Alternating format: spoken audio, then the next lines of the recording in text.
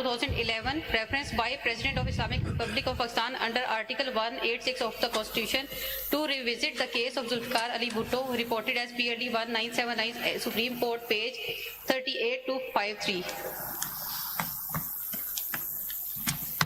First of all, let me announce the good news. It's a unanimous order of all of us agreeing. I'll just read it. In the course of performing our core duty to administer justice, quote, in accordance with the Constitution of the Islamic Republic of Pakistan and the law, unquote, we judges are bound to, quote, do right to all manner of people according to law without fear or favor, affection or ill will. This is our oath of office as prescribed in the Constitution, 3rd Schedule. There have been some cases in our judicial history that created a public perception that either fear or favor deterred the performance of a duty to administer justice in accordance with the law. We must, therefore, be willing to confront our past missteps and fallibilities with humility, in the spirit of self-accountability, and as a testament to our commitment to ensure that justice shall be served with unwavering integrity and fidelity to the law. We cannot correct ourselves and progress in the right direction until we acknowledge our past mistakes. The advisory jurisdiction under Article 186 of the Constitution requires this court to render an opinion on any, quote, question of law, unquote, of public importance referred to by the President. To us, the question of law, in essence, is whether the requirements of due process and fair trial were complied with in the murder trial of Mr. ذوالفقار Ali Bhutto, hereinafter Mr. Bhutto, the former Prime Minister of Pakistan, by the trial court, which was the Lahore High Court, and the appellate court, which was this court. This question we approach and answer considering whether the trial court and the appellate court attended to and dealt with the requirements of due process and fair trial.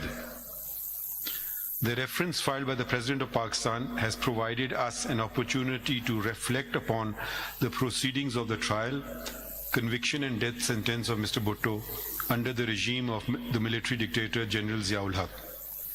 The reference was filed during the government of the political party founded by Mr. Bhutto, but the successive governments of other major political parties carried forward this inquiry and did not opt to withdraw the reference, which included when we were hearing the matter, the caretaker government. This collective interest reflects the widespread desire of the people of Pakistan to seek the opinion of this court on whether Mr. Bhutto was afforded a fair trial and due process for his trial for the murder of Mr. Muhammad Ahmad Khan Kasuri.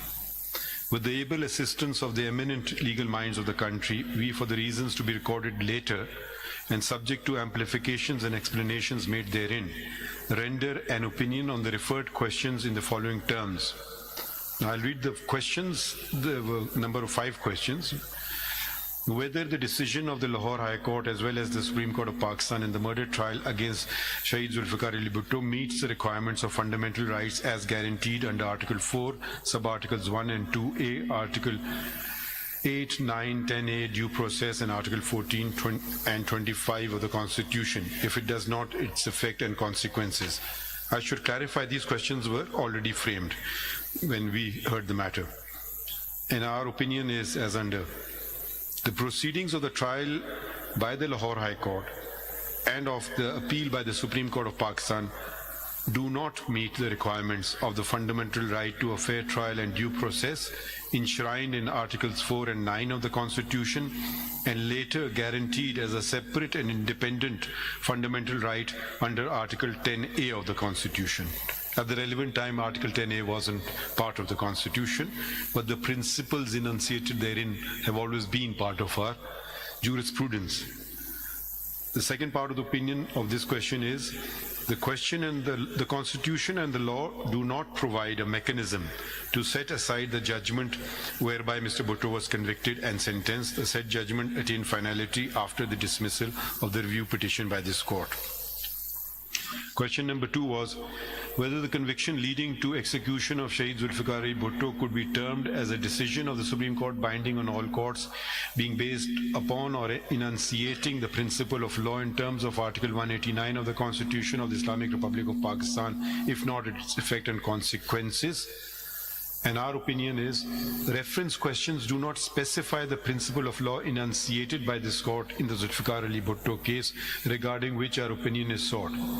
Therefore, it cannot be answered whether any principle of law enunciated in Zulfikar Ali Bhutto case has already been descended to or overruled. Questions number 3 and 5 we have taken together, and these are respectively: whether in the peculiar circumstances of this case, awarding and maintaining of the death sentence was justified, or it could amount to deliberate murder, keeping in view the glaring bias against Shaheed Zulfikar Ali Bhutto. And question 5 was whether, on the basis of conclusions arrived at and inferences drawn from the evidence material in the case, an order for conviction and sentence against Shaheed Zulfikar Ali Bhutto could have been recorded.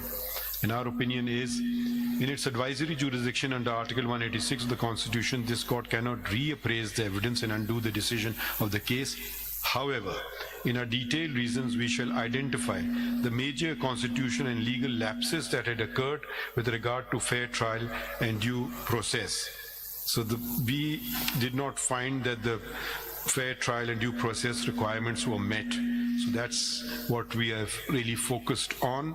Question number 4 referred to Islamic injunctions, and our opinion, we kept asking repeatedly that we needed assistance but was not rendered.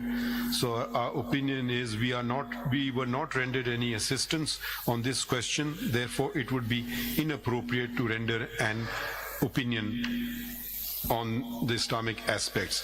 So basically our opinion is that the late Mr. Zulfikar Ali Bhutto did not get a fair trial, and it was not in accordance with the Constitution requirement of due process.